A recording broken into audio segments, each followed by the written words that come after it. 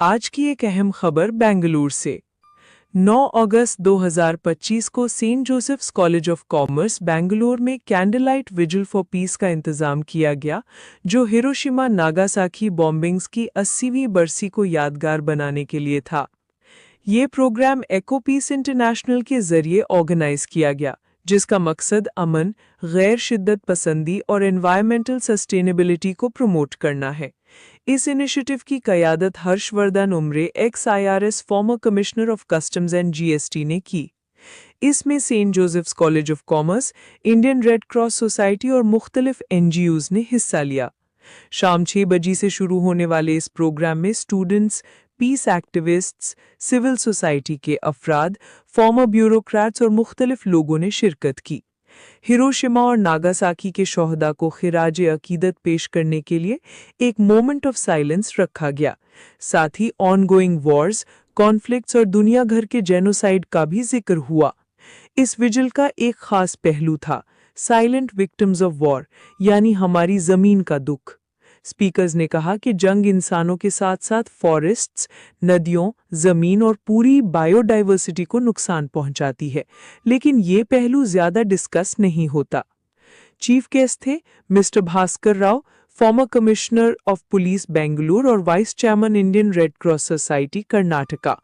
मेहमान खसूसी में शामिल थे Shri Lingegowda, vice chancellor Siddhartha University Tumkur, veteran peace activist MF Firoz Abdullah, mister Tenzin Pasang, principal Dalai Lama higher education institute और ven Bhante Buddha Dutta.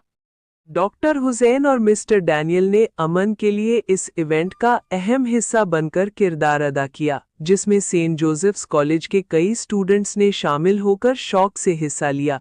Father Charles लसराडो ने तालीम के साथ साथ इंसानियत, हमदर्दी और मोहब्बत के जज्बात को फरोग देने की अहमियत पर जोर दिया। इवेंट का हाईलाइट था शमा रोशन करना, जो याद, उम्मीद और अमन के मुस्तकबिल का पैगाम था।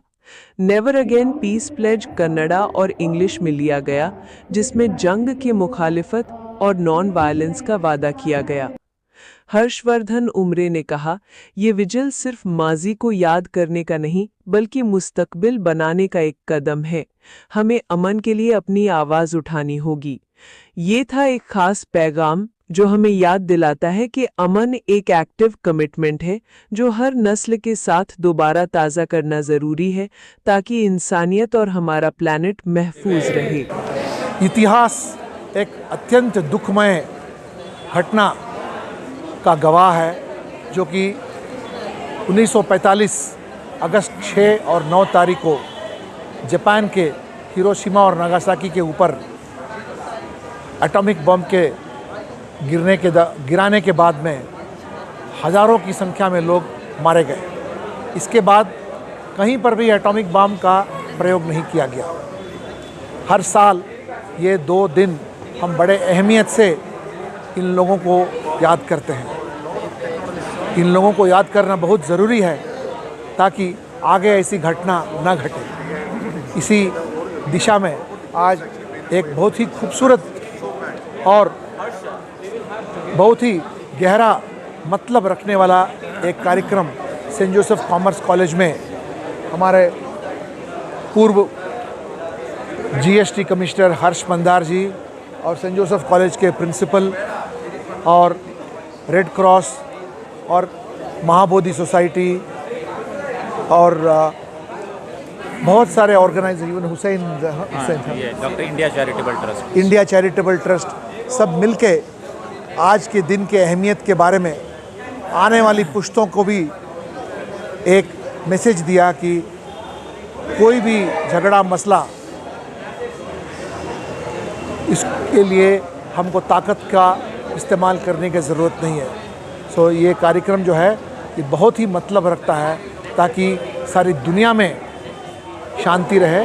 और हम पहले से कहते आए हैं वसुदैव कुटुंबकम, मतलब सारी दुनिया एक परिवार है, ये हमेशा कायम रहे। इसी तरह आज यहाँ पे फिलिस्तीन का भी तस्करा हुआ है, फिलिस्तीन का तस्करा किया गया। फिलिस्तीन का तस्करा किया है, इसमें क्या कहना चाहिए? इस दौरान हम लोगों ने जहाँ जहाँ जंग फैली है, जंग से मारे गए लोग और जंग से बेघर हो गए लोग, सबकी याद हमने की है। जैसे गाज़ा हुआ, ईरान हुआ और साउथ सूडान हुआ, और दुनिया में जहाँ भी लोगों बेघर हो गए, उजड़ गए, उन लोगों की याद में हम लोगों ने आज 1 मिनट का मौन भी किया और आने वाले पुश्तों को भी इसके बारे में हम लोगों ने जागरूक किया। Dear friends, we know that there are wars. There are so many incidents are happening in our country, in our neighboring country, all over the world. So we must raise our voice, we must raise our words, we must think of peace, we must wage of peace. As you know, the bombings of Hiroshima and Nagasaki. So these kinds of bombings should never happen again, and we all must talk about peace. We should take a promise, we should take a pledge that we should speak about peace, we should talk about peace, we should propagate and we should commemorate these kinds of days, and we all have to join hands together to garnish the garden of peace. I request all the viewers, listeners who are listening me to help each other in these kinds of issues. Let there be diplomatic channels, let there be small tables to talk about peace. Let us condemn the war all over happening, wherever it is happening, Israel, Gaza, Palestine, Oman, Yemen, and various places, Ukraine, Russia. Let us condemn peace all over the world. As we commemorate 80 years of the worst tragedy that the humankind has seen, Hiroshima and Nagasaki, on the 6th and 9th of August 1945, we commemorate this tragic event and pledge that never again such a tragedy occurs in any parts of the world, and we take a pledge for peace. Hiroshima and Nagasaki was one of the biggest massacres that we've ever seen. Since then, before that and after then, we've never come across something this scale. And this only made the human race more understanding of the fact that all our actions have implications, be it big or small. So one thing that we need to do is understand and realize and recognize the fact that violence and hatred still exists in the world, be it internationally, the Ukraine-Russia crisis, be it the Israel-Palestine crisis, or within our own country. This still exists, and all this is fueled by one thing alone, and that is hate. So as students and as individuals, what we can do is to stand against hate and to propagate and promote love.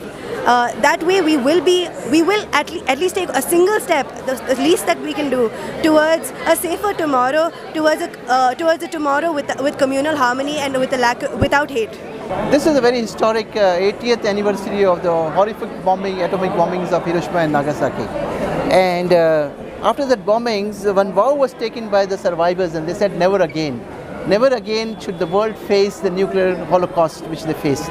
But tragically, 80 years down the line, we are again hearing voices of nuclear conflicts. We are hearing in Europe, and they talk about nuclear war as if it's a normal conversation. And therefore, it is very essential at this time to talk of peace. It is essential for us to raise the voice of peace.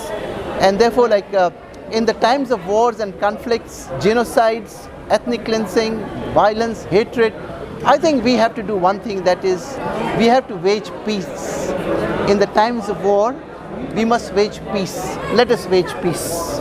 आज हम लोग इधर जमा हुए हैं सारे एक परिवार की तरह, ये बताने के लिए कि जो भी 1945 में जो भी डिस्ट्रक्शन हुआ है 6 अगस्त और 9 अगस्त को हिरोशिमा और नागासाकी का जो एटॉमिक बॉम्बिंग हुई है, उसको कमेमोरेट करने के लिए हम जमा हुए हैं।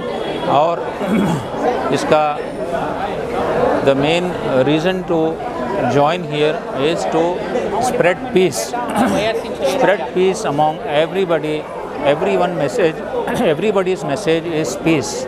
So first let us have peace in ourselves, in our hearts, in our families. Spread the peace message in our society and towns and cities, so we can spread the peaceful message to everybody, so that we don't have any such destructive events in future. So we highly regret all these tragedies which has happened 80 years back. So lakhs of people, hundreds of thousands of people have suffered, they have died. So let us pray so we maintain peace and harmony in our society, nation. Let us develop together.